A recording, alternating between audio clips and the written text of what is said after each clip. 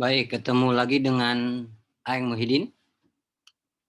Pada kesempatan kali ini saya akan mencontohkan langkah uji simple regression dan cara menyusun laporannya.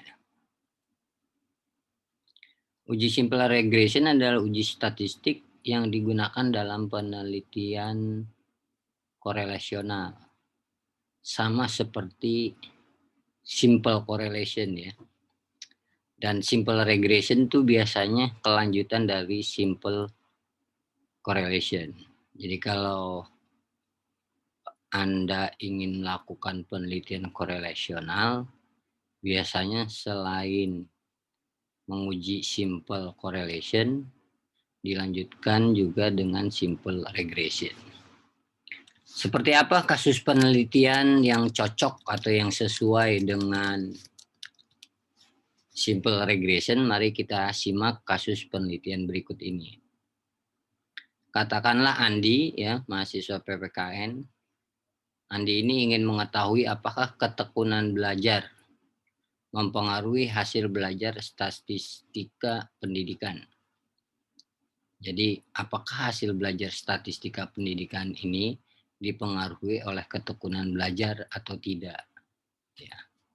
Si Andi kemudian melakukan survei pada 40 mahasiswa reguler C, gitu ya. Berikutnya di sini ketekunan belajar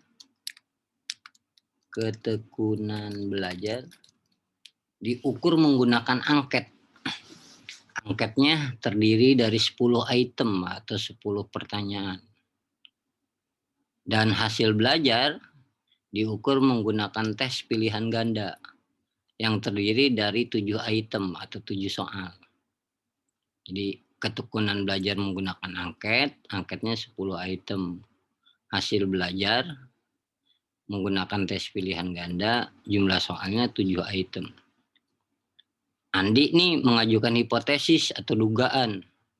Diduga ketekunan belajar berpengaruh signifikan terhadap hasil belajar statistika pendidikan.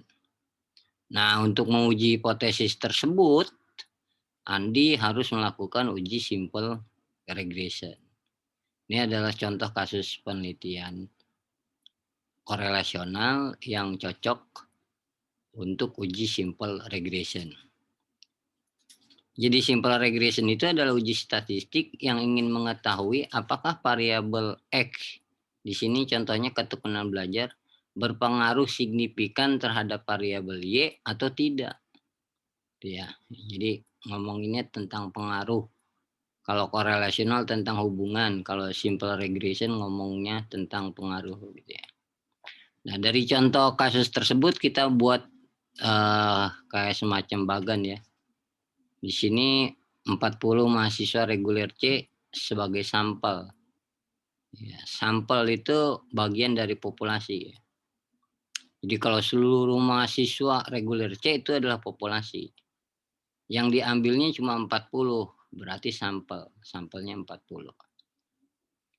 Nih, ke 40 mahasiswa ini atau sampel ini nanti mereka akan diberikan angket ketekunan belajar.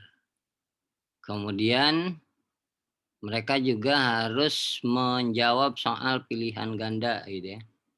Nah, tes pilihan ganda. Tesnya di sini dalam kasusnya 7 soal gitu ya.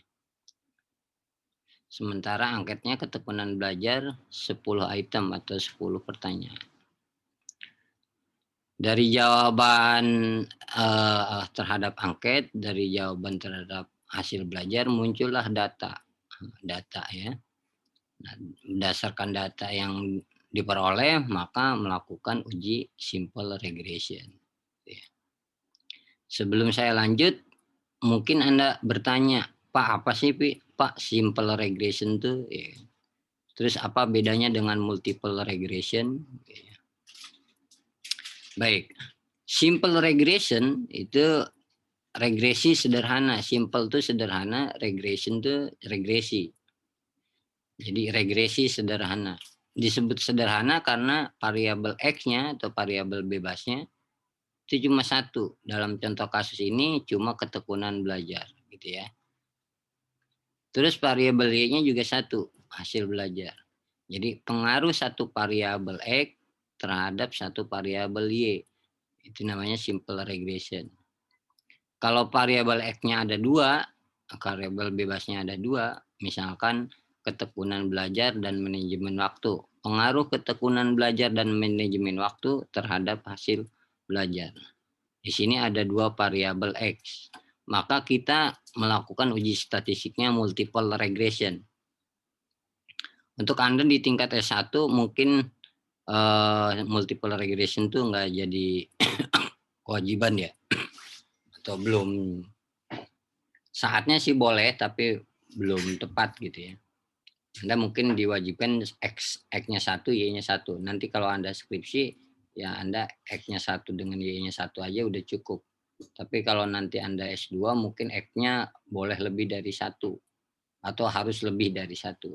Bisa 2, bisa 3. Kalau X-nya lebih dari 1, 2, 3, dan seterusnya, maka multiple regression. Seperti itu ya. Baik, kita identifikasi dulu berarti di sini X-nya ketekunan belajar, soal apa datanya angket 10 item. Hasil belajar tuh datanya hasil belajar 7 soal gitu ya. Maka nanti kita buat 2 tabel, tabel ketekunan belajar dan tabel hasil belajar. Ketekunan belajar sebagai variabel X, hasil belajar sebagai variabel Y. Oke. Langkah pertama, siapkan data. Ini data. Data ketekunan belajar X, variabel X. X itu variabel bebas. Jumlah soalnya tadi kasusnya adalah 10 soal, 10 item ya. Item 1, 2, 3 sampai dengan item 10. Oke. Terus jumlah sampelnya 1 sampai dengan 40. Karena ada 40 sampel di kasus ini ya.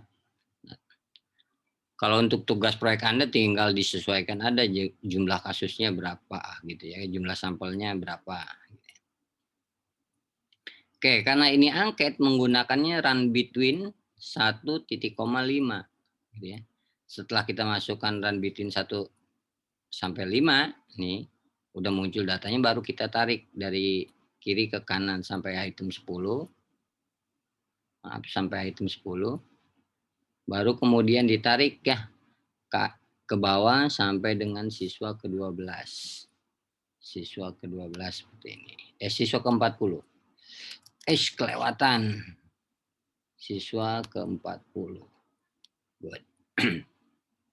Berikutnya setelah kita memasukkan run between dalam keadaan terblok, kita matikan dulu run between-nya. Klik kanan, copy, klik kanan, paste spesial value. Sehingga nanti run between-nya udah nggak ada lagi. Kalau masih ada nanti akan terus berubah-ubah. Oleh karena itu kita perlu matikan dulu. Jadi fungsinya run between hanya untuk memasukkan data aja, biar lebih mudah. Baru kemudian kita hitung skor total. Skor total caranya sama dengan SUM kurung buka. Klik dari item 1 sampai dengan item 10. Kita mulainya dari siswa pertama dulu. Kurung tutup, enter. Nah, setelah skor total untuk siswa yang pertama ini keluar, kita tarik aja dari atas ke bawah. Nah, skor totalnya sudah dapat. Kita lanjut ke variabel Y. Tadi di kasus ini variabel Y adalah hasil belajar. Kalau hasil belajar diambilnya melalui soal pilihan ganda. Karena soal pilihan ganda maka datanya nanti 0,1. Kecuali variabel Y-nya angket juga. Kalau angket juga berarti 1,5. 1 sampai 5. Karena tadi di kasusnya adalah hasil belajar maka datanya 0,1. Soalnya tadi di kasus adalah 7 item ya. Ada 7 soal, ada 7 item. Maka kita buat dulu di sini tabelnya. Sampelnya 1 sampai dengan 40. Oke, kemudian item soalnya item 1 sampai dengan item 7. Gitu ya. Terus ditambah skor total, baru kemudian nilai. Jadi ada kolom skor total, ada kolom nilai. Oke, kita mulai masukkan data menggunakan rumus run between ya. 0, 1 seperti ini. Oke, setelah itu kita tarik sampai dengan item 7, kita tarik sampai dengan item siswa ke-40. Gitu. Baru kemudian kita hitung skor total sama dengan SUM kurung buka, klik nih sini item 1 sampai dengan item ke-7, kurung tutup, enter. Kalau sudah di siswa satunya udah dapat skor totalnya, baru kita tarik ke bawah. Oke. Anda sebetulnya sudah lihai ya, kalau udah sampai poin ke-8 masih belum lihai, ya kebangetan, berarti perlu latihan ya. Berikutnya nilai. Nilai atau hasil belajar itu nilai ya gitu ya. Nilai menggunakan rumus sama dengan S sama dengan kurung buka. Kita klik skor totalnya di sini. Skor total. Ini kurang lebar ya. Sama dengan kurung buka, klik skor total, ya kan? Dibagi jumlah soal. Banyaknya soal yang paling banyak kan 7, berarti dibagi 7. Kalau jumlah soalnya 10 ya dibagi 10. Kurung tutup dikali 100. Dia baru di enter. Oke. Terus tarik ke bawah. Seperti itu ya kan.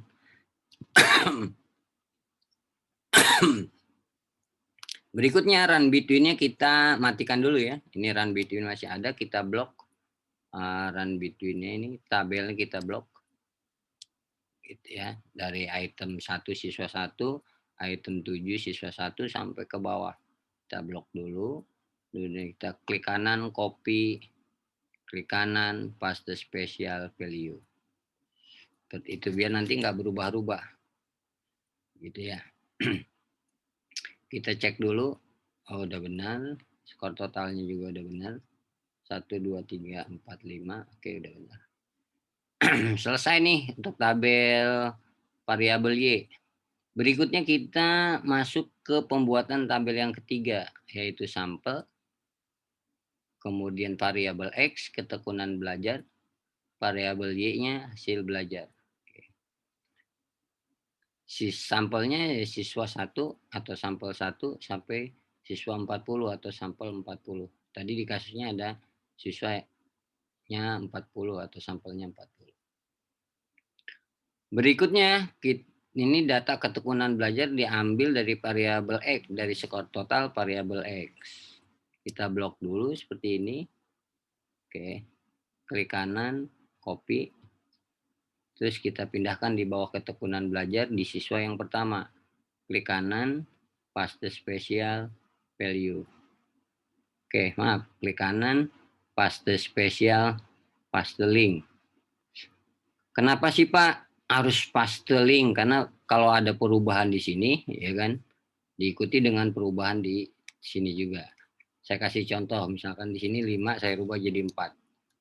Nah, ini kan berubah jadi 35. Di sini juga udah langsung otomatis 35. Itu namanya fungsi paste link. Berikutnya kita pindahkan nilai dari variabel Y. Kalau di sini kan hasil belajar, berarti nilai hasil belajar gitu ya. Hasil belajar.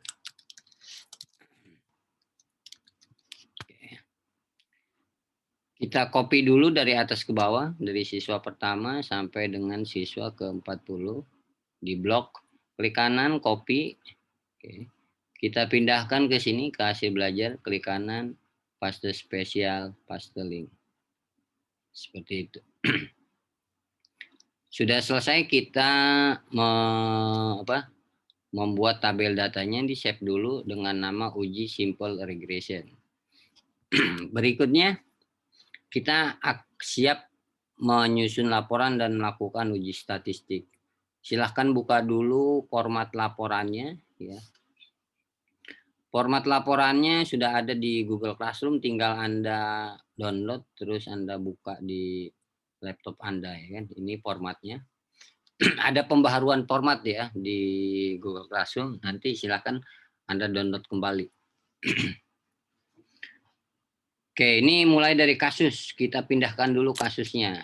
Nah, kasusnya itu disesuai dengan kasus di Google Classroom. Ini kan contoh aja. Contoh berarti kalau kasusnya saya copy dulu, klik kanan, copy. Terus saya buka Microsoft Word, saya pindahkan di bawah kasus. Seperti ini ya. Oke, ini kita rapikan dulu. Jadi A kasus dengan Andinya itu rapat, jadi nggak ada jarak. Sementara antara laporan dengan kasusnya itu, nih dengan A kasus satu spasi aja. Oke. Berikutnya di sini harus rata kiri kanan ya. Deskripsi kasusnya rata kiri kanan seperti ini ya. Rata di kiri, rata di kanan. Terus di sini A dengan Andinya sejajar, lihat sejajar. Oke. Baru kemudian kita ke hipotesis.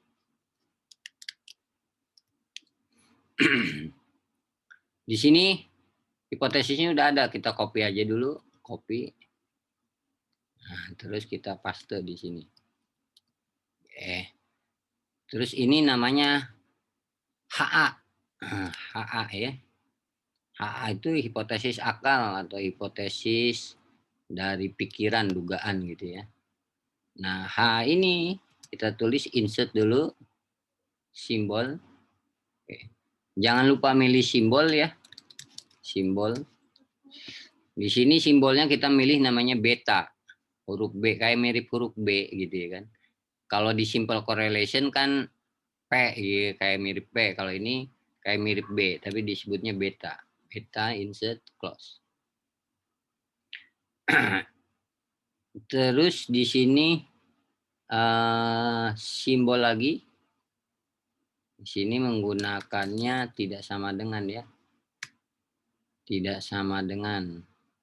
Kita cari yang mana tidak sama dengan.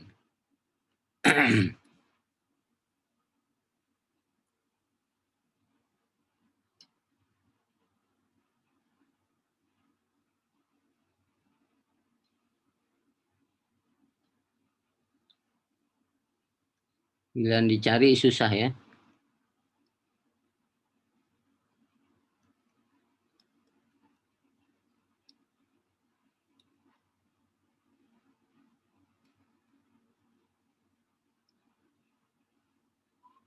Oke, simbolnya mungkin bukan ini ya. Kita cari lagi simbol.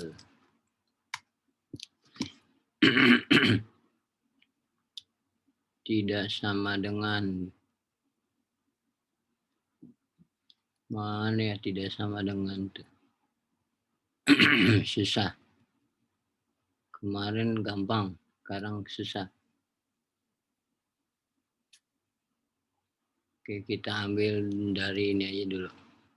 Dari yang laporan yang lain.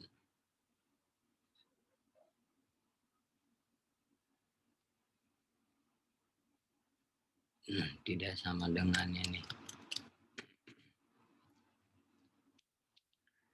Oke, tidak sama dengan.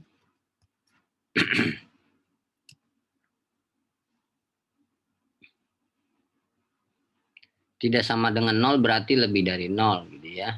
Itu HA. Berikutnya kita gunain HO. HO. Hipotesis observasi atau hipotesis data. Jadi uji statistik itu menguji terhadap HO.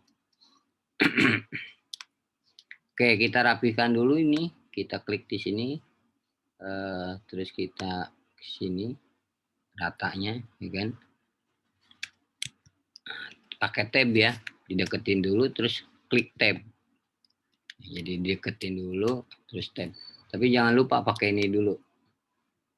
Ya gitu ya. Kemudian kita jangan garis miring. Kalau HO kebalikannya tidak berpengaruh signifikan. Jadi diduganya kita hapus ya. Ketekunan belajar tidak berpengaruh signifikan. Jadi kalau HA berpengaruh signifikan. Ya. Ada HO, ada HA. Uji statistik ini menguji HO. Kita berharap HO-nya ditolak. HO-nya tidak diterima gitu. Jadi yang diterima nanti HA. Tapi kita nolaknya nolak HO, bukan nolak HA. Nolak HO. Oke. Kemudian kita masukkan data ya. Data. Di sini ada tabel 1 data variabel X dan variabel Y. Di sini ada bacaannya bintang. Bintang diganti dengan nama variabel. Tapi variabel X-nya tadi ketekunan belajar. Variabel Y-nya tadi hasil belajar. Gitu ya. Oke. Nah, data ini kita ambil dari Excel. Excelnya tadi kita udah buat data. Ini kita blok dulu dari atas ke bawah. Ya kan? Klik kanan, copy ya. Oke. Kita buka. Terus kita pindahkan kemari. Paste atau Ctrl P aja ya. Oke. Tabelnya kita rapetin dulu. Nah, udah rapet. Terus yang ini, sampel nih, kita huruf besar ya. Sampel. Terus ininya kita rapihkan dulu, jangan sampai 2 baris ya. Kalau kayak gini nih namanya 2 baris, tapi kalau kayak gini nih 1 baris. Ini kita rapetin dulu. Gitu ya. Terus kita blok tabelnya seperti biasa, pilih tabel desain, border, no border dulu ya. Kemudian border, bottom, border top, border inside.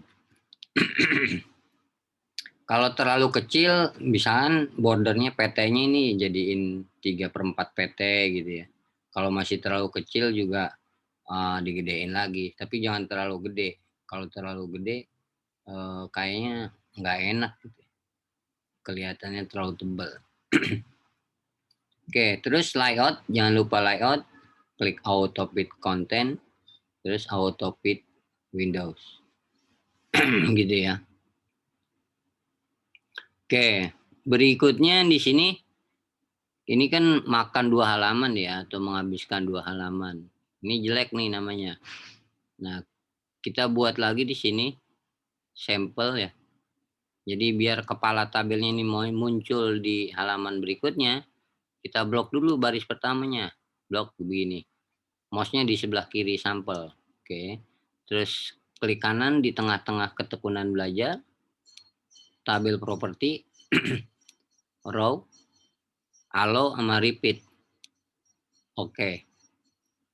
Saya warnain dulu deh, warna kuning. Oke, tuh muncul di halaman keduanya muncul seperti ini. Berikutnya kita blok lagi dari atas ke bawah. Terus kita tengahkan. Boardnya kita matikan. Jadi yang di board itu cuma kepala tabelnya aja. Sampel ketekunan belajar atau hasil belajar namanya kepala tabel. Sementara keterangan tabel, tabel 1, data variabel ketekunan belajar dan variabel hasil belajar. Oke, itu namanya keterangan tabel. Kepala tabel itu sampel ketekunan belajar dan hasil belajar. Jadi baris yang pertama itu harus ada judul-judulnya, itu namanya kepala tabel. Oke, datanya sudah kita masukkan. Nah, kita rapetin dulu nih. Ini kan 1 spasi. Nah, kita deketin dulu. Gini. Jadi jaraknya antara tabel dengan D uji persyaratan analisis itu jaraknya 1 spasi aja ya. Terus kita cek dulu, oh ini udah di pinggir kiri. Nah, gitu ya. Udah rata. Berikutnya kita siap melaksanakan uji persyaratan analisis. Ada 5 ya. Yang pertama tuh residual memiliki rata garis dalam kurung mean. Mean itu min. Min itu rata atau rata-rata. Jadi rata-rata, mean itu sama baik. Rata sama dengan 0. Di sini di bawahnya gambar 1. Scatter plot variabel X terhadap unstandarized residual. X-nya itu kita rubah. Di sini variabel ketekunan belajar. Karena di kasusnya kan ketekunan belajar. Kita rubah. Jadi scatter plot variabel ketekunan belajar terhadap unstandarized residual. Seperti itu ya. Terus yang kedua adalah uji normalitas. Tabel 2 output SPSS pada uji normalitas. Yang ketiga, residual memiliki variansi konstan atau homokedastisitas. Dalam kurung garis miring homogenitas. Jadi gitu ya. Homokedastisitas, homogenitas itu sama baik gitu ya. Ini pengetahuan aja buat Anda. Terus di sini gambar 2, scatter plot unstandardized predicted value JPRED terhadap student side residual S-resid. Gitu ya. Homokedastisitas JPRED S-resid. Yang keempat, pengecekan linearitas scatter plot unstandardized predicted value ya JPRED terhadap ya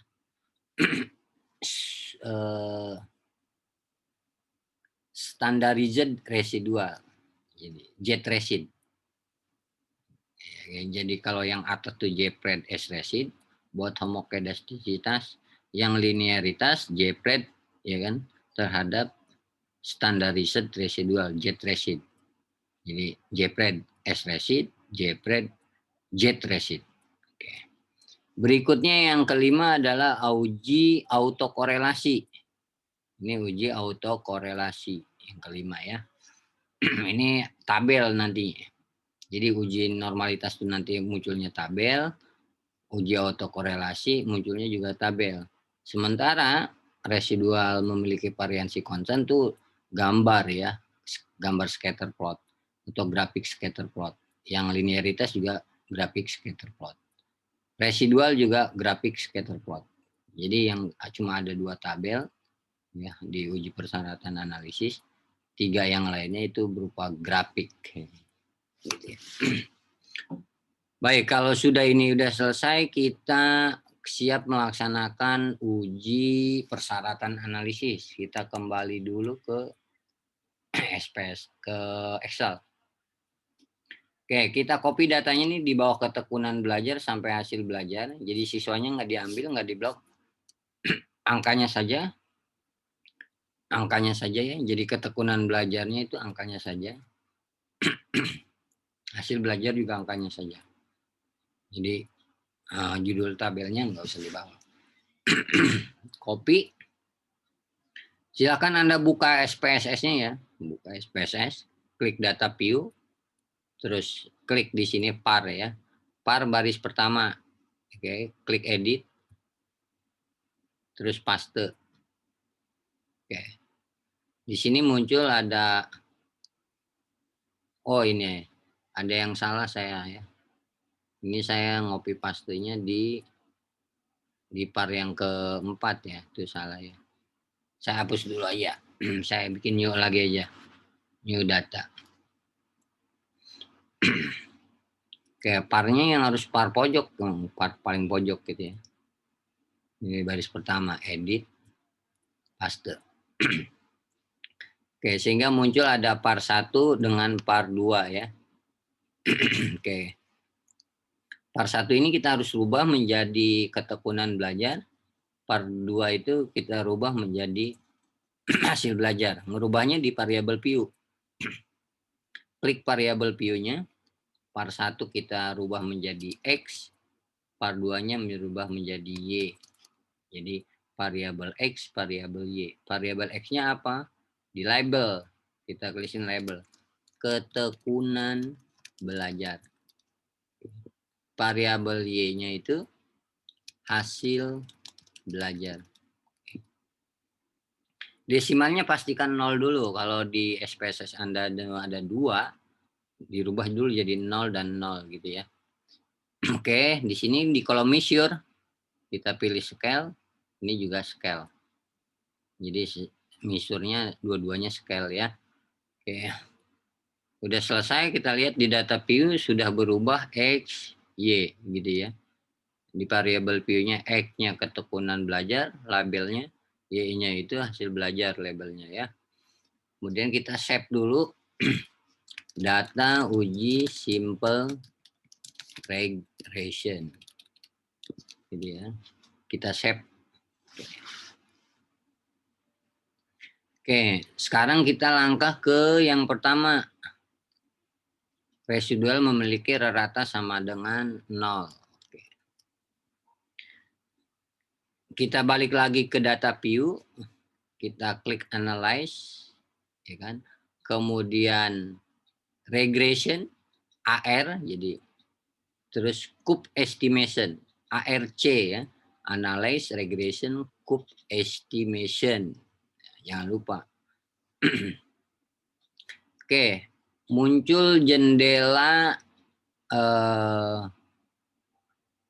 jendela coup estimation. Jadi muncul jendela nih, jendela baru. X-nya kita rubah ke variabel gitu ya, X ke variabel independen. Independen itu bebas. Oke. Ya. Oh, oke. Sementara Y-nya ini ada yang keliru nih. Pertama, maaf, kita ulangi lagi. Jadi X, Y. Klik dulu analyze, regression, linear. Jadi saya ulangi, analyze, regression, linear. Ya. Terus di sini X-nya kita rubah menjadi dependent, X-nya dependent, ya. Y-nya ke independent. Independent itu bebas, dependent itu X dependent. Sorry, itu balik ya. Jadi nggak konsentrasi ya. X-nya itu independent, X-nya independent, Y-nya dependent. X-nya independent, Y-nya dependent. Independent itu bebas, itu variabel bebas. Variabel bebas itu variabel X. Dependent itu variabel terikat, jadi Y. Dependent itu terikat artinya. Klik statistik. Klik save. Ya. Setelah klik save, kita klik di sini unstandarized residual. Unstandarized residual ya. Terus kita klik continue, oke. Terus kita klik oke. Oke, di SPSS Anda nanti akan muncul variabel baru namanya res underscore 1. Nah, berarti itu residual 1. Nah, kita biarkan saja. Oke, berikutnya kita siap melaksanakan uji yang pertama. Klik analyze, klik regression, baru coup estimation. Analyze, regression, coup estimation. ARC, analyze, regression, coup estimation. Oke. Berikutnya kita pindahkan variabel X-nya ya, ini ke independen. Ya. X-nya ke independen. X-nya kan ketekunan belajar ke independen. Bebas. Res-nya, res underscore 1 ke dependen. Jadi yang atas res underscore 1, yang bawah X. Gitu. Oke.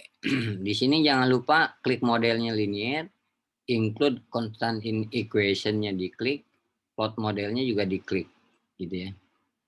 Terus kita klik OK. Nah, selanjutnya kita lihat outputnya di menu Windows. Output.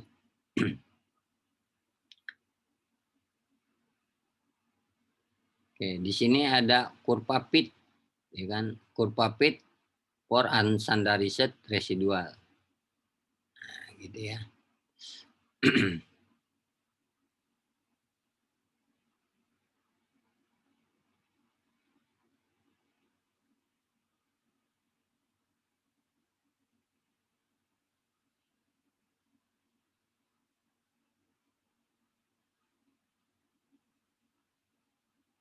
Terus kita klik 2 kali tabelnya ini.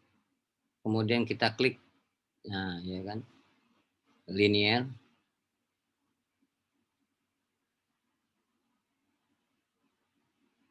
Linearnya udah ada. Kita klik close. Terus kita klik lagi close.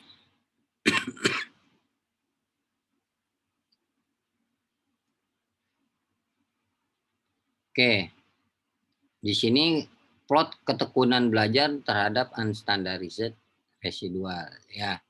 Oke, kita copy aja ini tabelnya, copy. Terus kita pindahkan ke Word. Di atas gambar 1.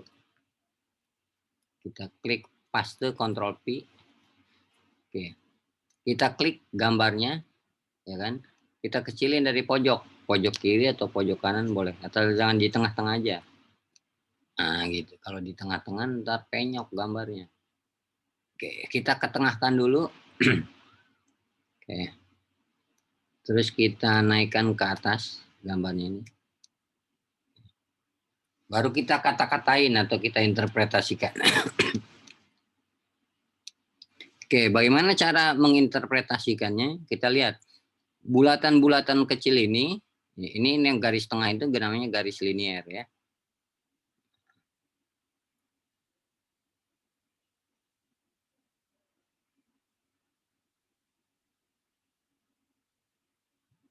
Sorry, bulatan-bulatan kecil ini namanya garis linier. Maka kita bisa mengatakan gini, residualnya ini ada tersebar di atas dan di bawah garis linier, gitu ya, dari kiri dan ke kanan. Ya, di kiri ada sampai ke kanan ada. Dan tidak membentuk pola-pola tertentu. Lihat, sebarannya nyebarnya acak. Maka kita mengatakan begini. B-nya kita matiin dulu. Berdasarkan hasil pengecekan, namanya ngecek ya, atas grafik scatter plot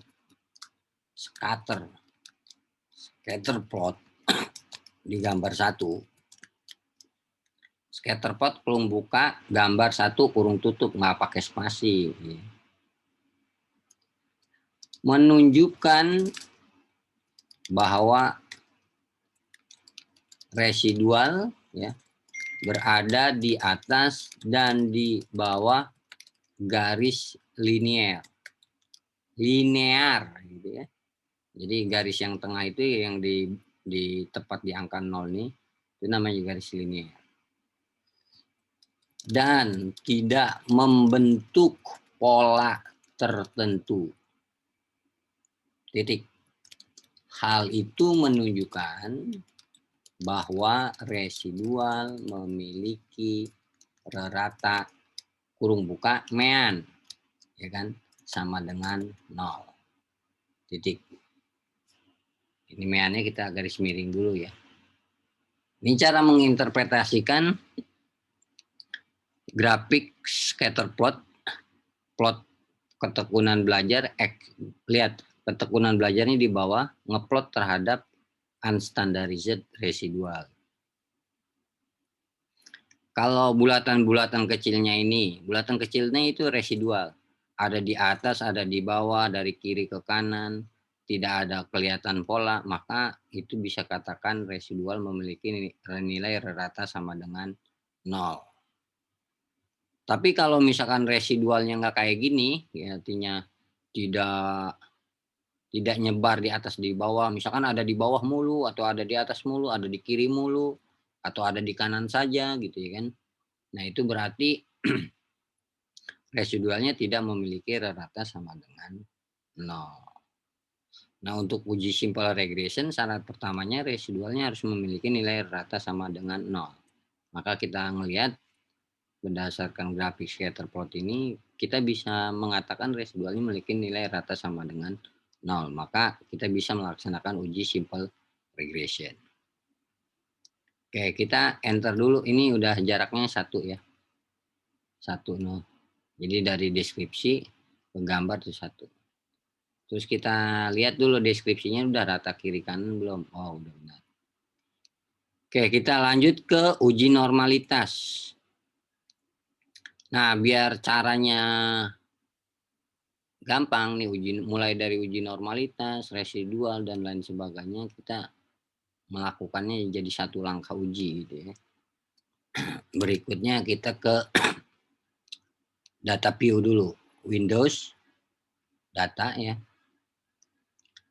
Terus kita klik analyze ya, kemudian klik descriptive statistik, klik explore. Jadi AD ya. AD di sini di uji normalitas yang kita pindahkan cuma res aja. Resnya ke dependent list. Jadi apakah residualnya terdistribusi normal atau tidak gitu ya. Terus kita klik plot. Nah, stem and leaf-nya kita aktifkan, histogram kita aktifkan, faktor level together-nya ya. Di sini diklik box plotnya ya faktor level together. Normality plot test-nya diaktifkan, klik OK. Kemudian kita klik OK. Oke, kita lanjut ke sini, ke output. Di output kita lihat. Nah, di sini muncul di bawah namanya test of normality. Nah,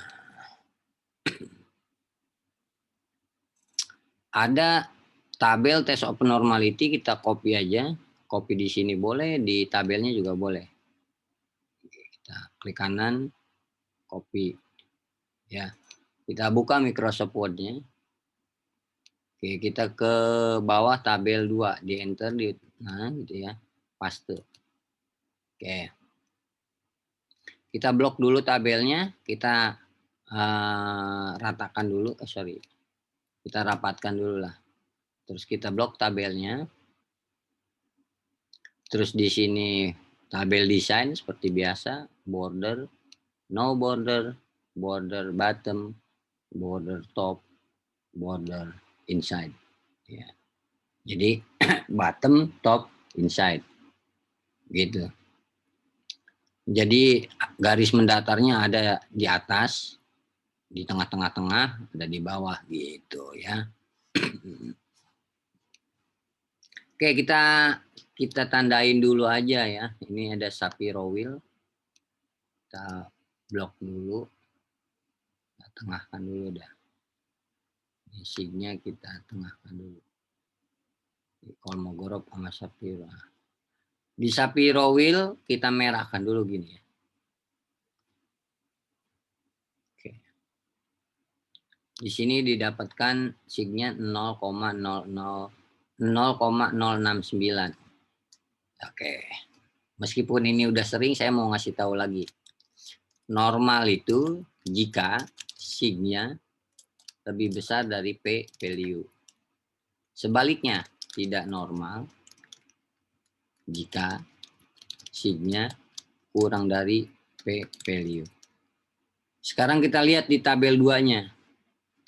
Signya sama dengan 0,069. 0,069 itu lebih besar dari P value. Karena P value-nya 0,05. Paling gampang 0,069 itu kita buat jadi dibulatkan saja 0,07. Karena angka ketiganya 9 lebih dari 5, maka angka 6 bisa ditambahkan 1, makanya 0,07. Gitu ya. Jadi kita bisa menginterpretasikan residualnya terdistribusi normal. Kita ketikkan interpretasinya. Berdasarkan hasil pengujian sebagaimana ditunjukkan pada tabel 2, diketahui bahwa residual, jadi ini residual, terdistribusi normal kurung buka, ya kan? DF sama dengan 40, SIG sig titik sama dengan 0,069, P value jangan lupa sama dengan 0,05. Jadi seperti ini ya. Saya merahin dulu. Gitu. Oke, ini kita hapus dulu ya. Alat bantu doang buat Anda. Oke, jadi kalau interpretasinya di bawah tabel dikasihnya satu spasi ya, gitu ya. Tapi kalau di atas tabel juga boleh. Misalkan kita di atas tabelnya. Saya cut dulu ya. Saya pindahkan ke sini di atas tabel. Nah, ini gini. Ya. Jadi deskripsi spasi dulu atau kasih jarak dulu. Kemudian ini tabel dengan tabelnya. Rapet ya. Di layout biasanya afternya nolin. Ini before after ini biasanya bikin jadi berjarak ya. Jadi before afternya harus nol. Dicek lagi ya. Oke. Berikutnya kita ngecek yang ketiga, residual memiliki variansi konstan dan pengecekan linearitas. Kita balik lagi ke SPSS.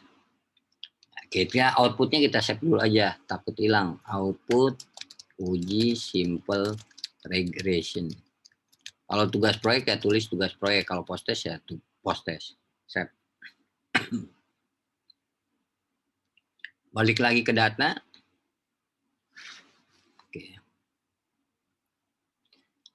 Setelah balik ke data, oke, kita balik lagi ke analyze, regression, linear.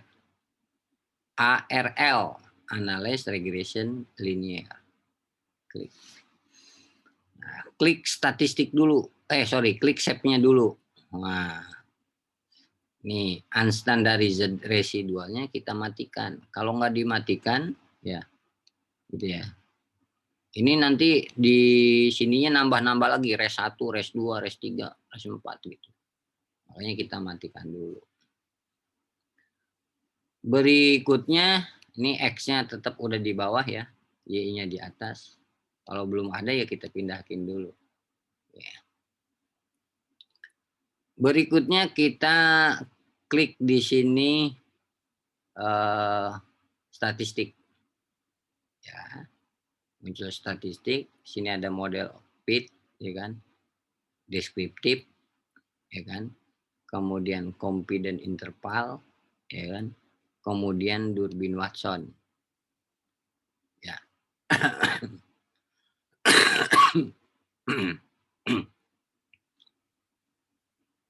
Jadi saya ulangi, estimate, confidence interval, Durbin Watson, model fit, deskriptif. Klik continue. Oke. Berikutnya kita klik plot. Oke, yang pertama-tama di sini ada berbagai macam ya. Di sini ada X, ada Y. Yang pertama itu adalah kita pindahkan dulu JPRED. Ini JPRED ke X. Ya. Berikutnya S-resid. Mana S-resid nih? S-resid. Jangan yang bawah. Tapi S-resid. Ya, kan kita pindahkan ke Y. Sudah. Berikutnya kita klik di sini histogram, klik normality, probability, plot. Oke. Oke. Berikutnya ini scatter 1, op 1. Berikutnya kita klik next. Oke. Kita pindahkan lagi yang pertama tuh JPRED nih. Ya kan? Berikutnya JTRESID. Klik JTRESID-nya ke Y. Gitu ya. Jadi ada 2 scatter nantinya. Yang pertama JPRED S-resid. Nah, scatter 1 JPRED S-resid. Scatter 2-nya JPRED Z-resid. Kalau sudah kita klik continue. Kita klik option. Di sini use probability of-nya 0,05, 1.0 udah ya. Oke, ini dipastikan saja. Continue. Oke, berikutnya kita klik oke. Oke. Jadi kalau udah diklik oke muncul refresh-nya lagi itu salah berarti. Anda tadi enggak salah. Ini sekarang udah benar. Ini contoh yang benar ya. Jadi kalau yang benar itu refresh-nya nggak nambah-nambah lagi, cuma ada res 1 doang ya. Klik Windows, klik output. Di bawah di sini ada di sini ya. sResid Jpred, ya kan? Jetresid Jpred, ya kan? Oke. Kita yang pertama dulu.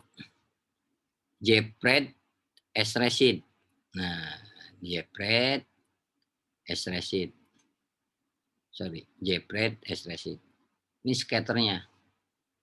Kita klik 2 kali. Tik-tek. Nah, muncul kan jendela chat editor.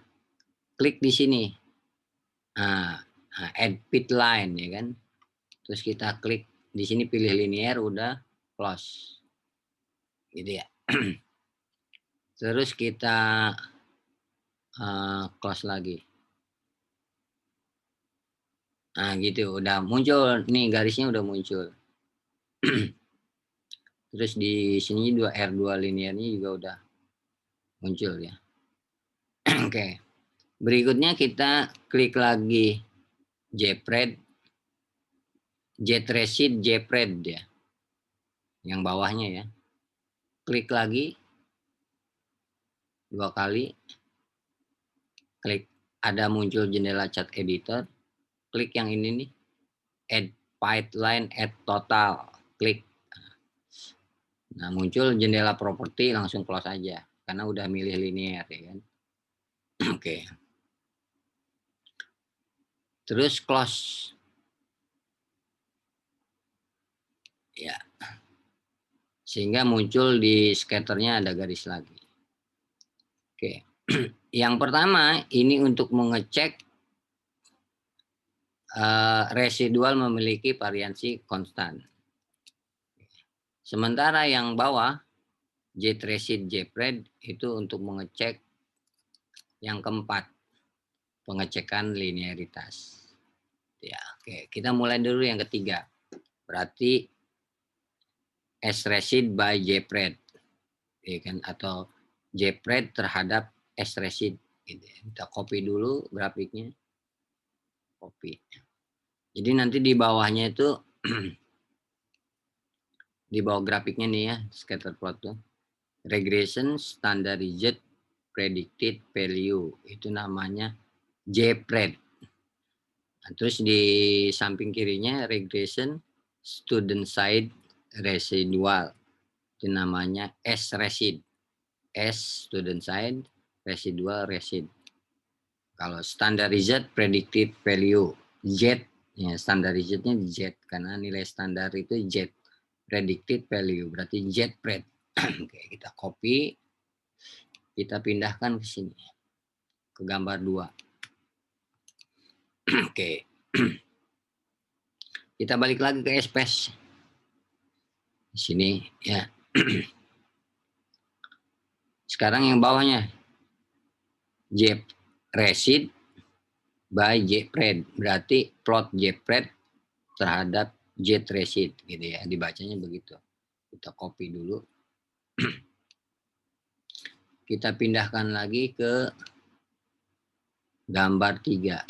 Nah, di atas gambar 3 pasti. Seperti itu ya.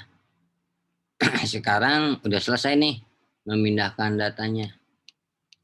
Oke, berikutnya tabel autokorelasi, tabel 3. Nah, kita balik lagi ke SPSS. Ini di sini ada di regression ya. Ada namanya Durbin Watson ya. Model summary ya, di model summary-nya.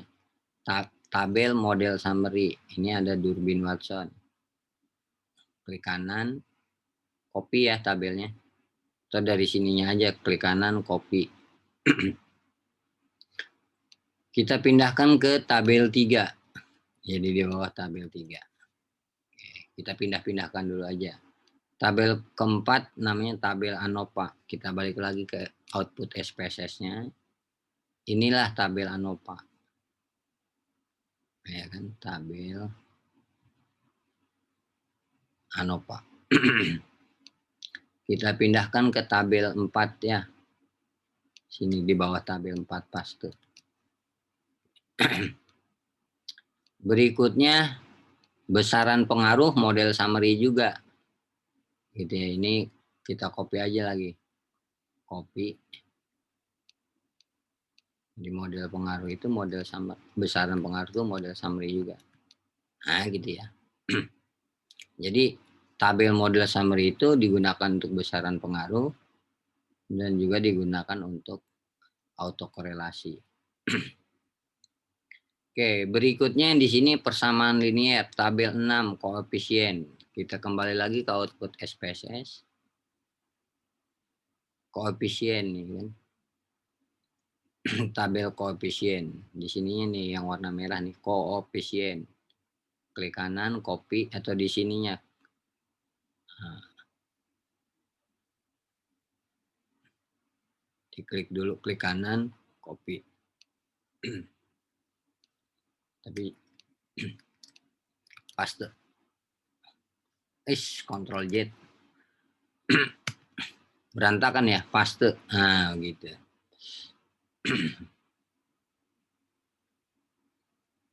Udah selesai dipindahkan. Ini dulu yang koefisien ini kayaknya lebar banget ya.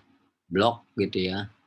Blok dulu, layout, auto fit content, auto fit windows.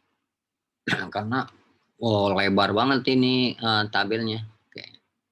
Udah selesai kita pindah-pindahkan grafiknya, tabelnya udah kita pindahkan. Kita balik lagi ke SPSS dulu. Kita save dulu aja. Oke. Biar nggak hilang. Jadi kalau hilang kan berabe ya. Oke, berikutnya kita kembali ke Word. Kita mulai dari residual memiliki variansi konstan. Kita kecilin dulu, kita tengahkan. Ya. Interpretasinya sih lebih baik di bawah residual gitu ya. Di bawah gambarnya. Boldnya kita matiin dulu. Berdasarkan hasil pengecekan terhadap grafik scatter plot, sorry nulisnya salah, scatter plot gambar 2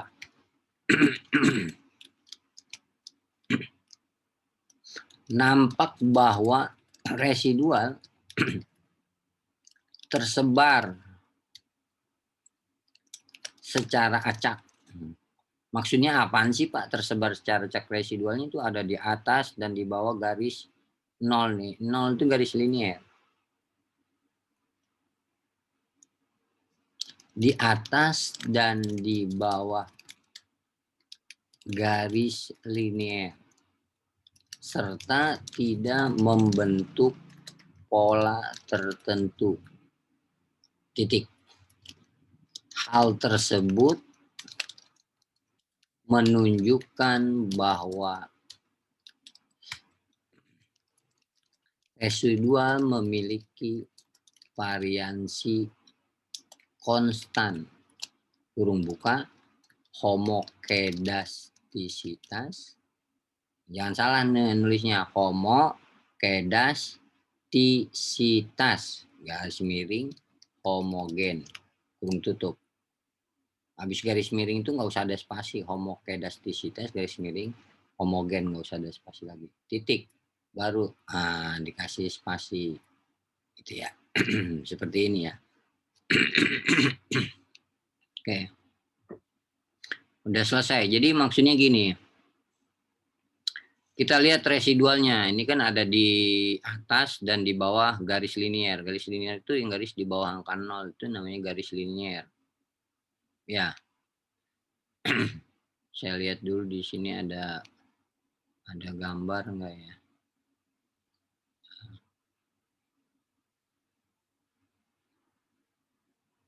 Biasanya di saya ada buat gambar ya. Oh, di draw. Oke, saya terangin dulu. Ini ada di atas, ya kan? Ini juga ada di bawah, garis linier, gitu ya. Terus dari kiri ke kanan ada, jadi dari kiri ke kanan ada, gitu. Itu namanya residualnya eh, tersebar acak di atas dan di bawah serta tidak membentuk pola-pola tertentu.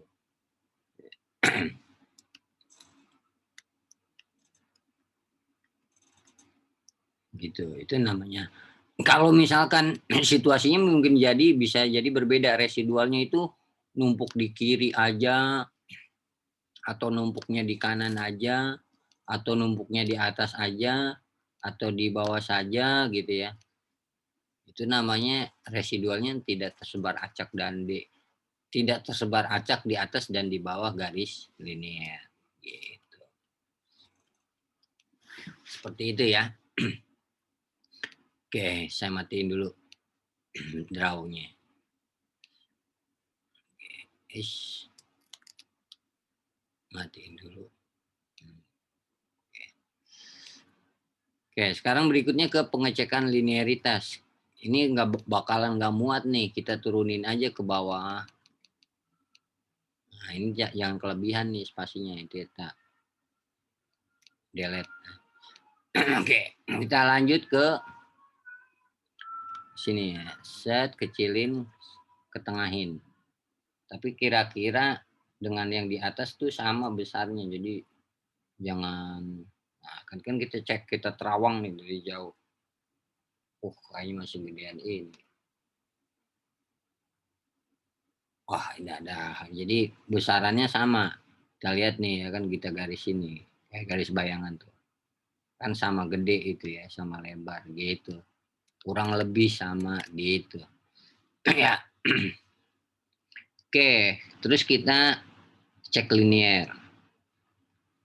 Hampir sama cara ngecek apakah ada hubungan linier enggak antara variabel X dan Y. Dilihat dari scatter plotnya, apakah residualnya ini tersebar di atas dan di bawah garis linier apa enggak. Ini gini. Garis linier itu garis yang di nol nih. Ya, ini namanya garis linier nih. Ini namanya garis linier. Gitu ya. Oke, kita interpretasikan. Berdasarkan hasil pengecekan pada grafik scatter plot gambar 3, karena scatter plotnya di gambar 3.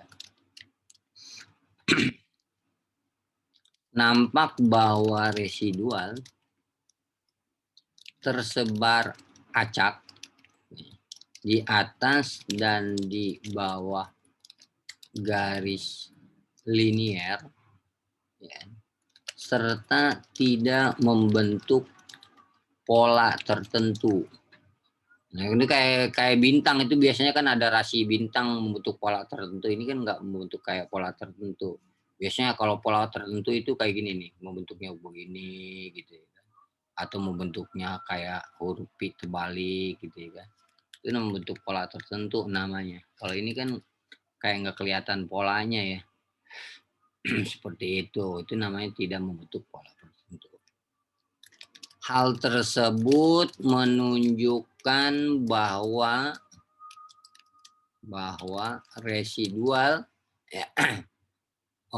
bahwa terdapat hubungan yang linear antara variabel X nya apa? Ketekunan belajar, dan variabel Y, yaitu hasil belajar. Titik. Ya, ini udah nih interpretasinya. Oke.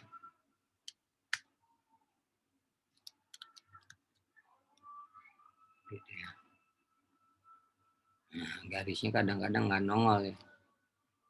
Gitu. Jadi kalau kita kontrol X, kontrol P lagi gitu ya, biar garisnya nongol. Biasanya kalau dia rubah-rubah nggak nongol. Kita deketin dulu antara gambar dengan gambarnya.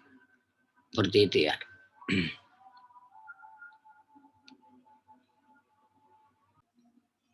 Baik. Jadi ketika kita menginterpretasikan gambar 3 scatter plot unstandardized predicted value terhadap standardized residual, kata kuncinya ini, residual tersebut acak di atas dan di bawah garis linear serta tidak membentuk pola tertentu. Maka dikatakan ada hubungan yang linear antara variabel X dalam hal ini keturunan belajar dan variabel Y dalam contoh ini adalah hasil belajar. Seperti itu. Jadi di gambarnya jangan lupa, jangan kebalik di sini ini. Di bawahnya standardized predicted value. Ya. Predicted value. Terus di sini ya. Yang berdiri tegaknya standardized residual. Jpred terhadap Jtraced gitu. Kalau yang atas nih standardized predicted value Jpred student side residual S-Raced gitu ya.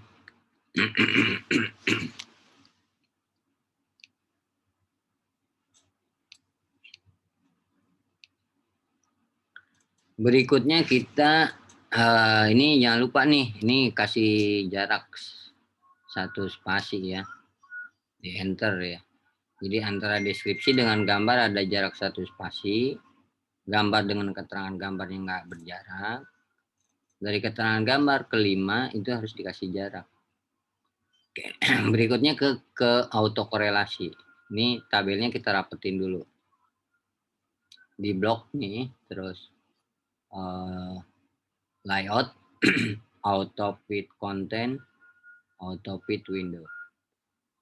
Berikutnya kita klik tabel design, border, no border, border, bottom, border top, border inside. Jadi yang atas nih, nah saya lepas dulu deh. Saya lepas dulu. Nah, yang mana sih yang namanya top? Yang namanya top ini nih top. Yang atas nih, di atas kata-kata model summary itu gak ada garis mendatar. Ini yang tengah nih, yang tengah-tengah. Ini juga tengah. Ya, ini juga tengah. Gitu. Terus kalau yang bawah mana Pak? Yang bawah yang ini, yang bawah paling bawah namanya bottom. Gitu. Kalau inside itu di dalamnya di tengah-tengah. Kalau yang atas tuh yang top, yang di atas model summary. Jadi harus ada garisnya gitu. Oke, sudah rata kiri kanan kita ini nih Durbin Waxon-nya kita tandain dulu. Ini buat menginterpretasikannya ya. Kemudian di sini R square-nya kita tengahkan dulu. R-nya juga kita tengahkan dulu. Oke. Baru kita interpretasikan. Jadi apakah terjadi gejala autokorelasi apa enggak? Jadi ada gejala auto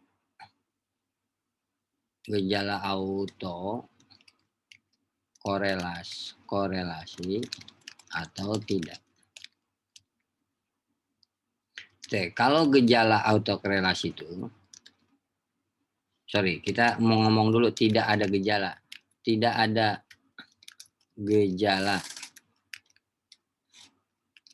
autokorelasi itu jika ya nilai Durbin Watson-nya jika DW Durbin Watson itu lebih dari 1 tapi kurang dari 3. DW-nya harus lebih dari 1 dan kurang dari 3. Oke, ini ketentuannya. Kalau ada gejala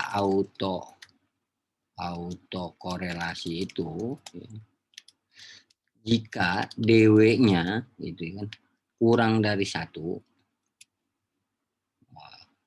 lebih kecil dari 1, kurang dari 1, atau lebih besar dari 3, atau lebih besar dari 3.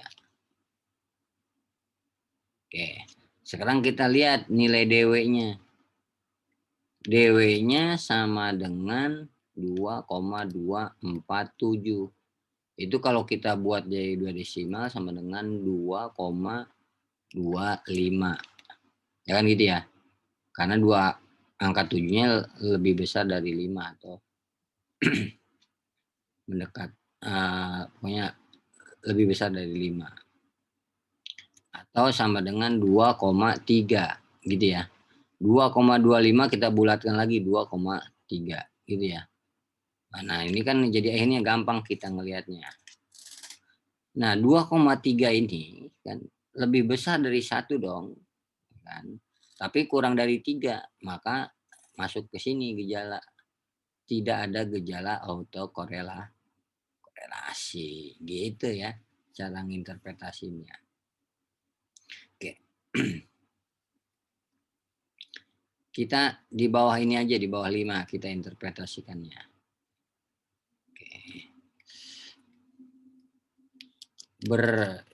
Jangan lupa rapet ya, rapat dengan angka 5-nya. Berdasarkan hasil pengujian sebagaimana ditunjukkan pada tabel 3, T-nya besar.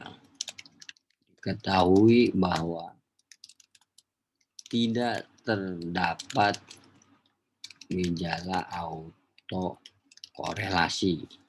Kurung buka DW Durbin Watson sama dengan ya kan 2,247 ya kan.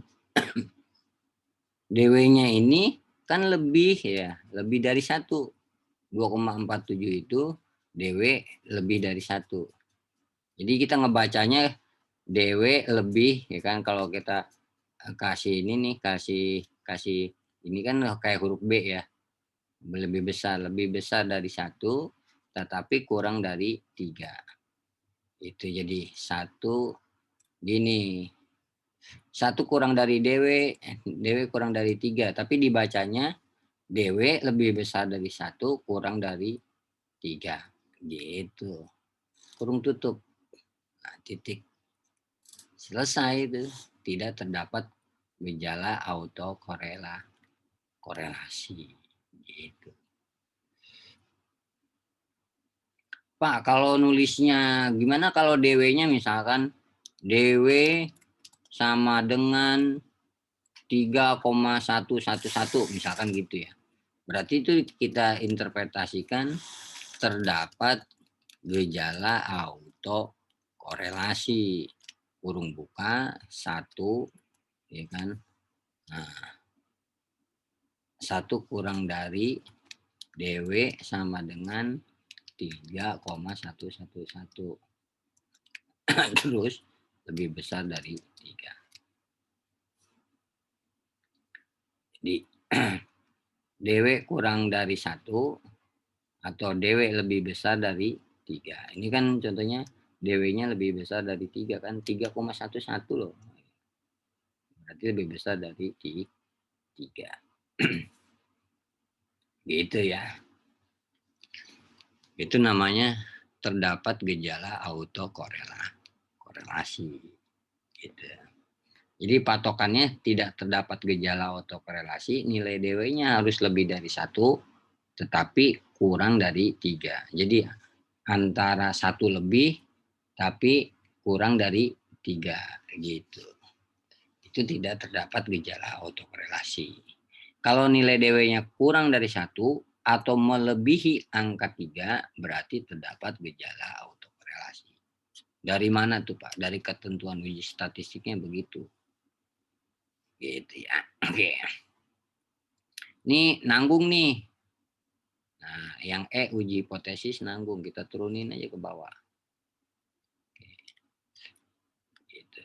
Kemudian di sini tadi udah kita pindahin ya tabel 4. Kita rapetin dulu, terus kita blok tabel desain, layout dulu, layout, auto fit content, auto fit windows, tabel desain, border, no border, bottom, top, inside.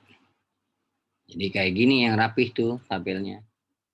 Nggak ada garis vertikal, adanya garis mendatar aja gitu ya. Di atas, di tengah, di dalam, di bawah gitu. Oke, berikutnya kita interpretasiin. Cara interpretasiin di mana sih? Di bagian ini nih, regression. Di baris regression. Ya, oke. Kemudian kita DF-nya kita tandain dulu. F sama sig-nya kita tandain dulu. Gitu ya. Terus lah kita tengahin dulu aja dah. Nah gitu biar kelihatannya enak kan. Oke, di sini saya ngasih catatan. Tabel ANOVA ini akan memberitahu apakah variabel X, dalam hal ini variabel X-nya adalah ketekunan belajar, atau disebut juga variabel prediktor ya, yang memprediksi atau variabel X gitu ya. Ketekunan belajar ini berpengaruh signifikan atau tidak terhadap variabel Y gitu ya. Nah, kita lihat dari nilai sig-nya gitu ya. Kalau sig-nya itu kurang dari, berarti signifikan. Kalau sig-nya lebih dari P value, berarti tidak signifikan. Gitu ya. Itu oke. Ini kita hapus dulu ya. Jadi signifikan itu sig-nya harus kurang dari P value. Kalau tidak signifikan, itu sig-nya lebih besar dari P value. Oke. Makanya kita belajar bilangan desimal di topik pertama nih, uji statistik yang menguji bilangan membandingkan bilangan desimal aja. Oke, berdasarkan hasil pengujian sebagaimana ditunjukkan pada tabel 4, T-nya besar. Tabel T-nya T besar itu. Diketahui bahwa ya, ketekunan belajar tidak berpengaruh signifikan terhadap hasil belajar. Kurung buka, ya kan? DF sama dengan 1 ya.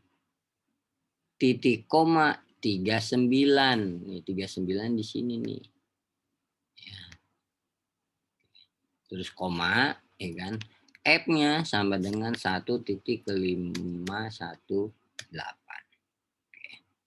Koma, sig-nya sama dengan 0,225. Koma, P value sama dengan 0,05. Jadi karena 0,225 itu lebih besar dari 0,05 atau sig-nya lebih besar dari P value, maka tidak signifikan. Makanya tidak berpengaruh signifikan gitu. Seperti itu ya cara nginterpretasinya. Pak, bagaimana kalau sig-nya 0,025, 0,025, sig-nya misalkan 0,025. 0,025 itu sama dengan 0,03, berarti lebih kecil dari 0,05. Maka ini berpengaruh signifikan. Kata tidak berpengaruh signifikan tinggal ganti aja berpengaruh signifikan, gitu caranya. Oke. Sekarang kalau di tabel ANOVA di signifikansi model itu memberitahu kita pengaruhnya signifikan atau tidak, ya kan? Kalau ini kan kebetulan tidak signifikan. Kalau berpengaruh signifikan, maka mungkin kita harus mencari tahu berapa besar pengaruhnya gitu ya. Berapa besar pengaruhnya. Gitu. Kita blok dulu. Layout, auto fit content, auto fit window, tabel design, bottom, top, inside. Oke. Besaran pengaruh. Jadi di tabel model summary itu akan memberitahu seberapa besar pengaruh dalam persen. Jadi besaran pengaruhnya dalam persen. Di mana? Dari nilai R square-nya. Nilai R square. Gitu ya. Jadi R square-nya kita iniin dulu. Kita merahin dulu. Oke. Baru kita mengatakan. Oke.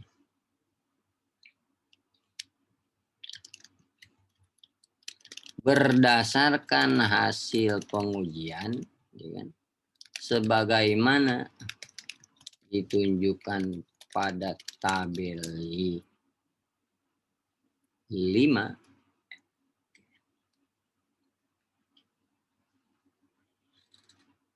diketahui bahwa ketekunan belajar, dalam hal ini variabel bebasnya ketekunan belajar, berpengaruhnya ya, sebesar ya kan, R square-nya R2 square. Sorry, R square. R square itu R2 sebenarnya. R square sama dengan 0,038 tutup. Sekarang harus dirubah jadi persen. Sebesar berapa persen sih? Ya, sekarang 0,038 dikali 100, pengen jadi persen tuh. Oke. Titiknya kan di sini. Kalau dikali 100 berarti titiknya pindah nih. Titiknya pindah 0, berapa? Ya, titiknya jadi pindah 2 kali. Berarti gitu ya. Pindahnya 2 kali. Jadi 3,8. Gitu ya. Persen. Titiknya jadi pindah 2 kali. Jadi titiknya pindah dari kiri gimana sih Pak? 0 titik ya. Bukan lagi ini nih. Nah, 8 kan pindah 2 kali. Selangkah ke sini. Satu. Selangkah 1, langkah kedua sini. Berarti 3,8% atau 3,8%. Kali 100 tuh begitu. Takut ada yang belum ngerti. Oke. Bisa jadi, misalnya saya kasih contoh lagi. 0,45, ya kan? Dirubah jadi persen berapa? Ya berarti 45%. Kalau 0,045 dirubah jadi persen berapa? 4,5%. Jadi namanya kali 100 itu berarti loncatnya 2 kali. Titiknya ini loncat pertama ke 0, loncat keduanya ke 4, berarti 4,5%. Gitu caranya. Maka di sini 0,038 sebesar 3,8%. Jadi loncatnya ke 0 1 kali, ke 3 1 kali. Jadi titiknya loncat 2 kali. Berarti di depan 3, berarti 3,8%. Gitu.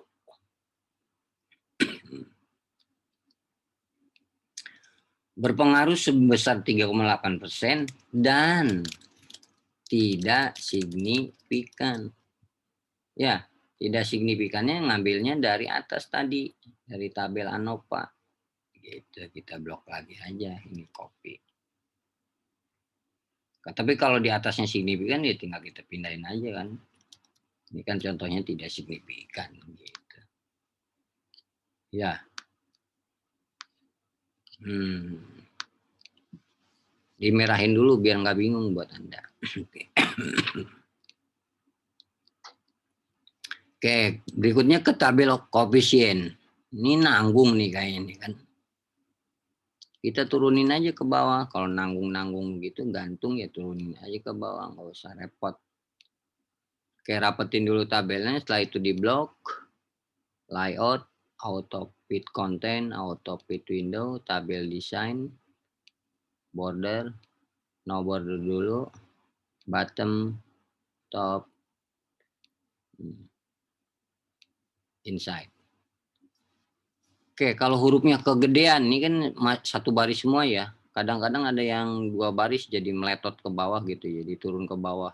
Ya tinggal dikecilin aja hurufnya. Jangan dipaksain, misalkan tahomanya tadinya 12 masih kan tahoma nih. Tahoma misalnya 11 kegedean, dikecilin aja jadi 11 gitu. Tapi ini kan udah cukup nih. Gitu. Udah nggak ada. Ini kan segaris doang nih, segaris. Nah, yang 2 garis tuh kayak gimana sih Pak? Ya kayak gini contohnya nih. Tuh jadi turun ke bawah kan. Ini namanya jadi 2 baris ini. Nah, kegedean nih kita kecilin. Gitu ya. 12 aja udah cukup. Gitu. Kalau 12 nggak cukup, kecilin aja 11. Gitu. Oke. Kita kata-katain di bawah 3 aja ngata-ngatainnya ya. Berdasarkan hasil pengujian sebagaimana ditunjukkan pada tabel 6, diketahui bahwa Y sama dengan, ini ngomongnya persamaan linier. Persamaan linier itu Y sama dengan A plus minus, bisa plus, bisa minus, BX. Y-nya berarti variabel Y, ya kan? X-nya berarti variabel X. Sekarang A-nya apa? A-nya apa, Pak? Nah, terus B-nya apa, Pak? Nah, gitu ya.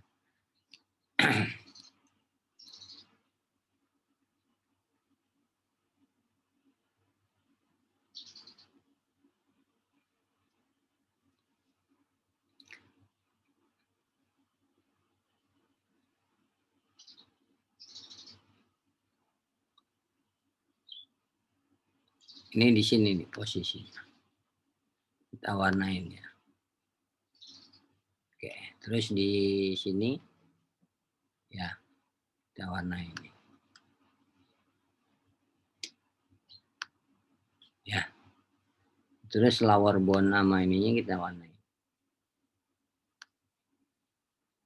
Gitu ya.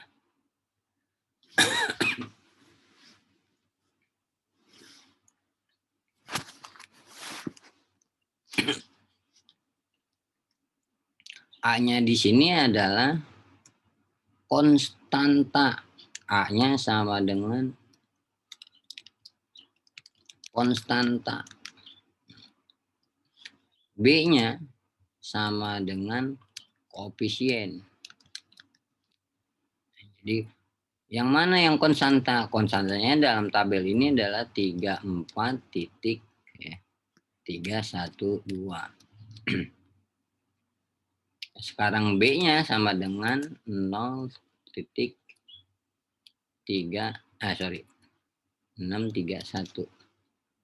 Gitu ya.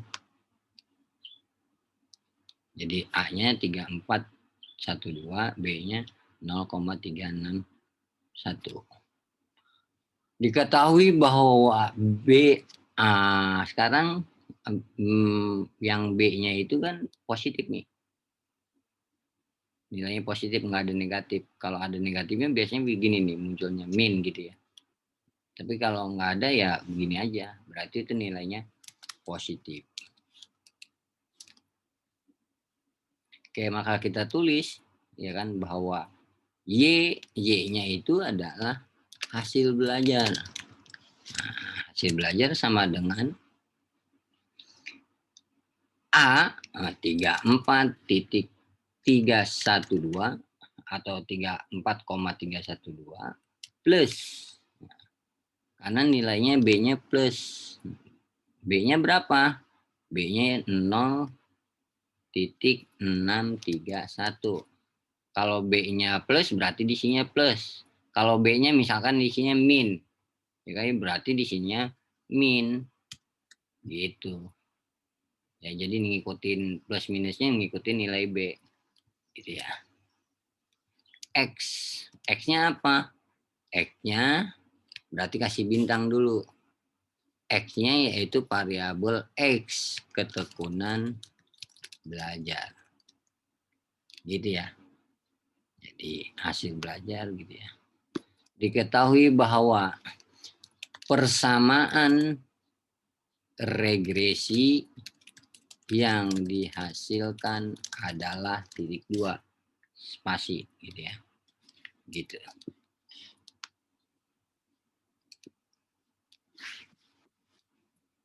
Hasil belajar 3412 ya kan plus 0,631 kali ketekunan belajar. Oke ya. Ini ya. Merah bold. Gitu ya. Oke. Baru kemudian kita interpretasikan di bawahnya.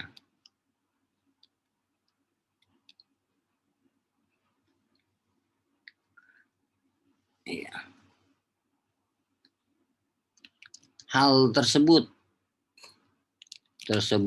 menunjukkan bahwa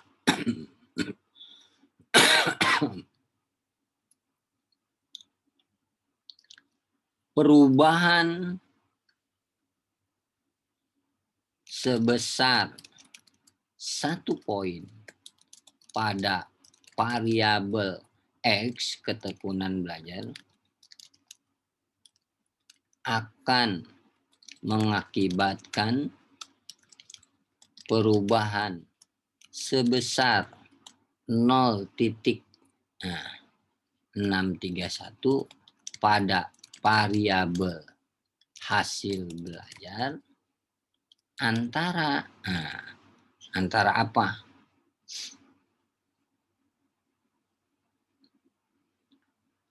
Antara saya keliru nih di sini nih ya.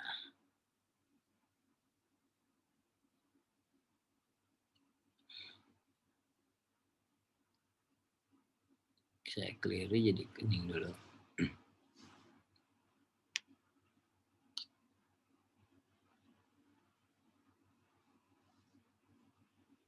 Antara negatif 0,406 sampai dengan 1,668. Gitu ya. Oke. Ini untuk persamaan linier gitu ya. Nah, ininya kita naikin ke atas. Gitu ya. Jadi tetap gini aja, hasil belajar sama dengan 31312 plus 0,5 kali ketekunan belajar titik gitu. Saya kasih warna merah ya biar Anda ngeh gitu ya. Biar Anda ngeh aja. Gitu ya. Biar Anda cespleng gitu ya.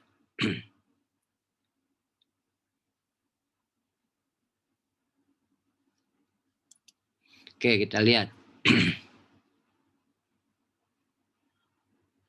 Oke, nilai sig di sini di model ANOVA signya 0,225,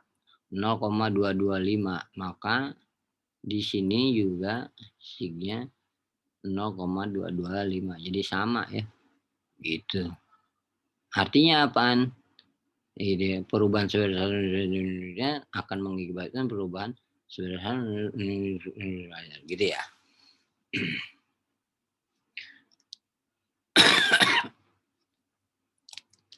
Itu berarti ya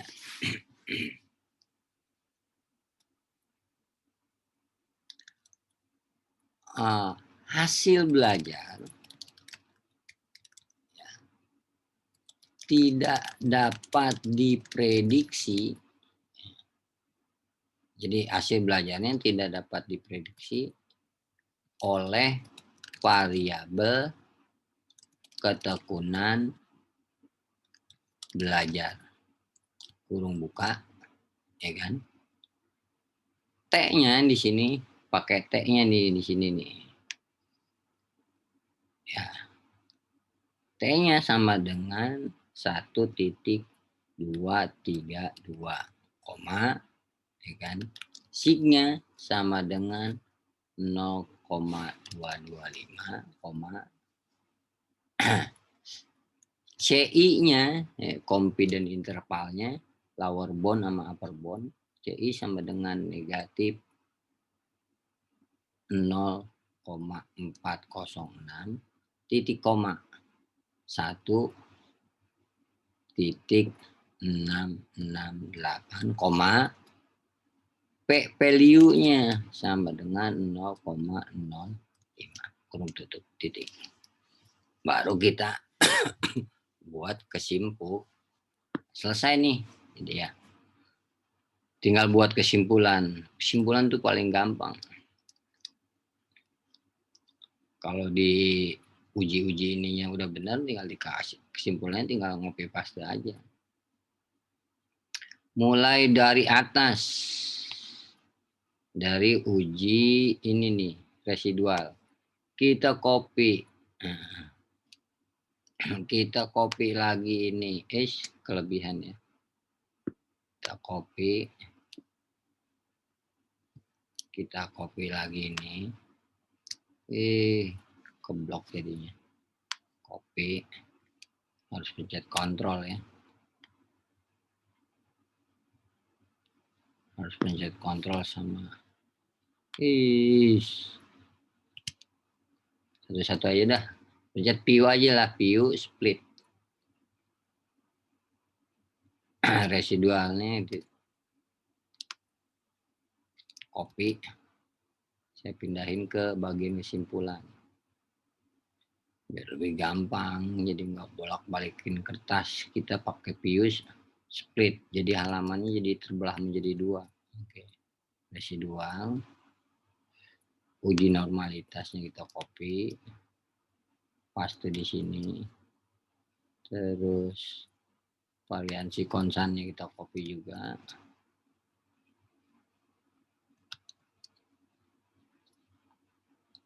Terus pengecekan linearitasnya kita copy.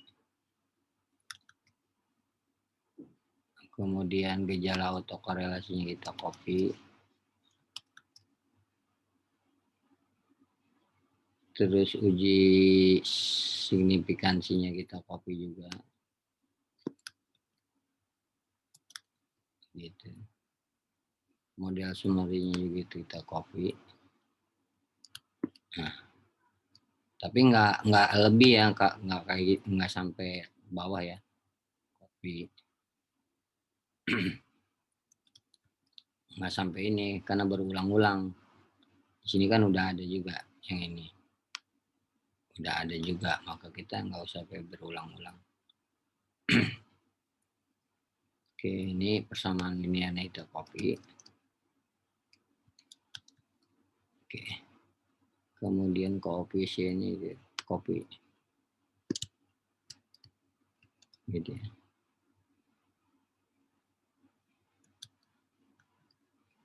Gini ya. Udah selesai. View-nya remove split. Simpulan, berdasarkan hasil pengecekan atas grafik spotlight, gambarnya hapus.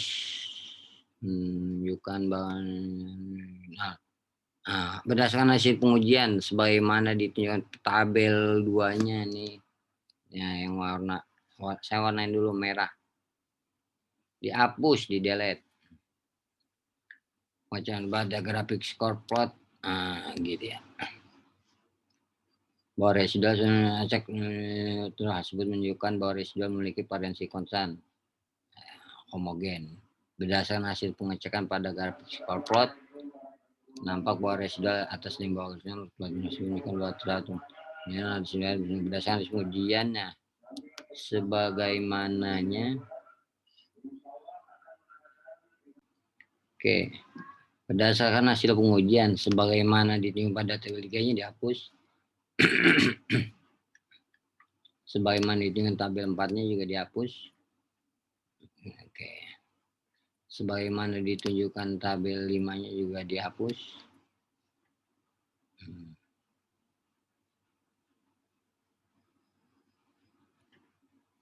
Oke, sebagaimana ditunjukkan tabel 6-nya juga dihapus.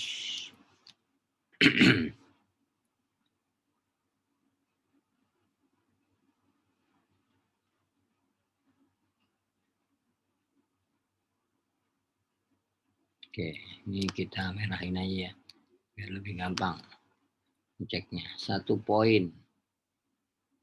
Nah, 1 poin. Poinnya dimiringin ya. Oke, kita cek lagi aja. Apakah ada, oh ini poinnya jadi warna biru ya, 1 poin. Karena ini poin itu bahasa Inggris ya. Oke, kita cek lagi aja apakah sudah rapi apa belum. Kita mulai dari atas. Laporan uji simple regression, 1 spasi jaraknya, A kasus, deskripsi, 1 spasi jaraknya, B hipotesis, HO, HA. HO-nya tidak berpengaruh signifikan, HA-nya berpengaruh signifikan. Baru kemudian C, data, tabel 1, rapat dengan tabelnya. Posisinya di tengah-tengah semuanya. Tapi ujung garis di tabelnya rata di kiri dan rata di kanan. Seperti itu ya. Berikutnya D, uji persyaratan analisis. Residual memiliki nilai rata-rata 0. Deskripsi, rata kiri kanan. Habis deskripsi, enter 1 kali, jarak 1 spasi. Baru gambar 1. Berikutnya uji normalitas. Grafik, kemudian tabel 2. Residual. Ya kan, terus paragrafnya, grafiknya, gambar 2. Karena nggak muat, saya turunin aja ke nomor 4-nya di bawah. Deskripsi, grafik, gambar 3. Kemudian di sini 1 spasi ya. Saya cek dulu layoutnya. Nolin dulu ya, gini ya. 1 spasi. Oke, 5 autokorelasi, deskripsi, tabel 3. Nah, uji hipotesisnya ini kan bakalan nanggung, pasti saya turunin ke bawah. Oke, uji hipotesis, signifikansi model, tabel 4, ANOVA, tabelnya jarak 1 spasi, deskripsi, rata kiri kanan, 2 besaran pengaruh, tabel 5, model summary, tabelnya, kemudian deskripsi, antara tabel dengan deskripsi jarak 1 spasi, gitu ya. Kemudian persamaan linear. Kenapa nggak saya naikin ke atas? Kalau saya naikin ke atas itu nggak muat.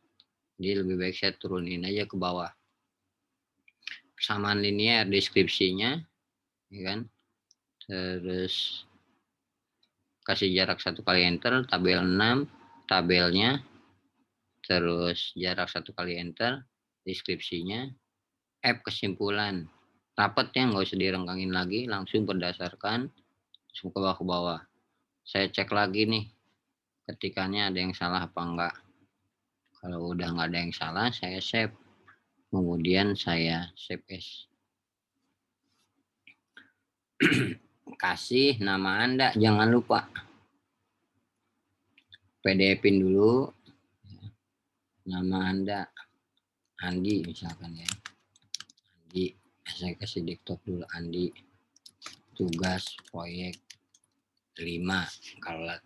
Tugas proyek 8.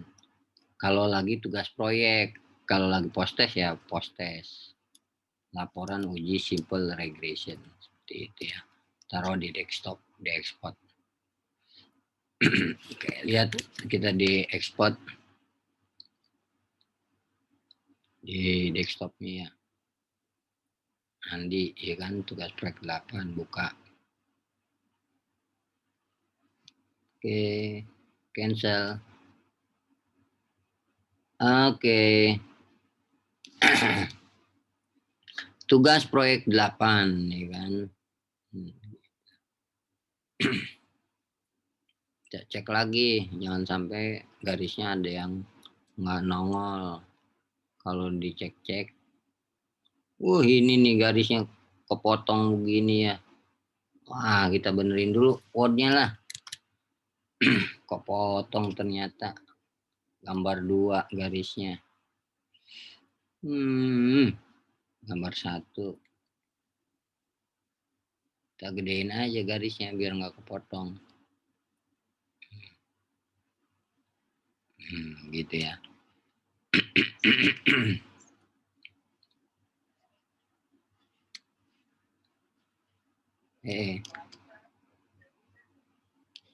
Kita kecilin dulu. Nah, gitu.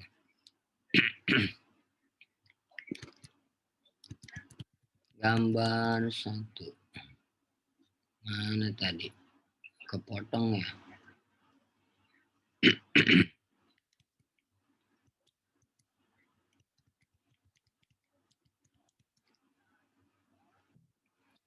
Oke, gambar 2-nya kita gedein dulu aja. Pixel garisnya nih kita jadiin 3/4 aja udah gede. Ya. Ini juga garisnya pixel format gedein jadi 3/4 ya. Ininya nih garis weight 3/4. Gitu, seperti itu ya. Oke, save lagi. Format save as. File save as. Andi desktop ya. Contoh kita desktop PDF Andi ya, namanya misalkan namanya Andi, Anda Andi kan. Kalau nama Anda ya nama Anda. Ini kan contoh aja. Gitu. Tugas proyek. Kalau tugas proyek, kalau lagi postes tulis postes. Export.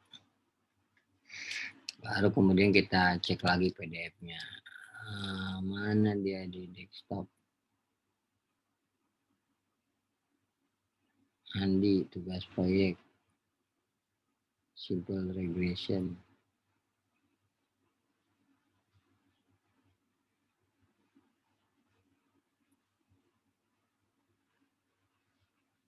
Bukan yang ini tadi, yang bawahnya lagi.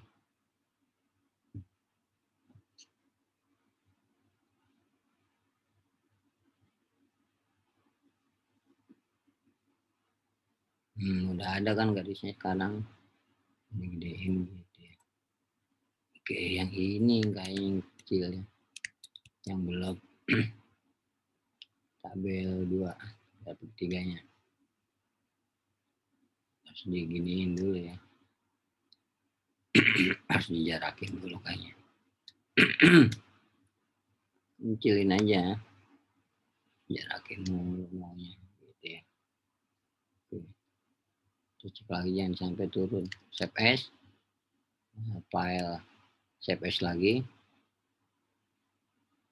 PDF-in lagi. Di desktop lagi. Si Andi lagi ya kan.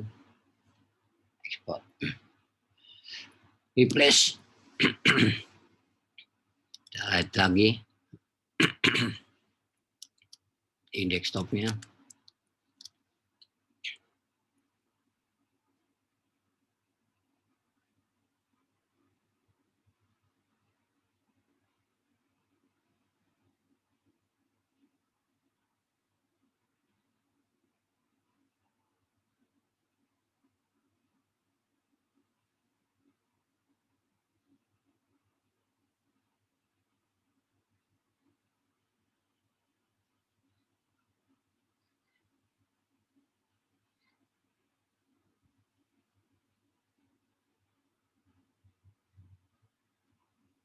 Nah, udah ada tuh ya, gambar satunya. Udah ada. Gambar 2 juga. Gambar 3-nya udah ada. Seperti itu ya. Udah selesai. Berarti kita udah selesai. Tinggal Anda kirim ke Google Classroom ya. Gitu. Kita balik lagi ke SPSS, jangan lupa di save, file save. Oh, sudah di save. Nah, demikian penjelasan dari saya terkait langkah uji simple regression dan cara menyusun laporannya. Berakhir sudah pertemuan kita, penjelasan kita pada mata kuliah statistika pendidikan. Semoga bermanfaat. Terima kasih. Assalamualaikum warahmatullahi wabarakatuh.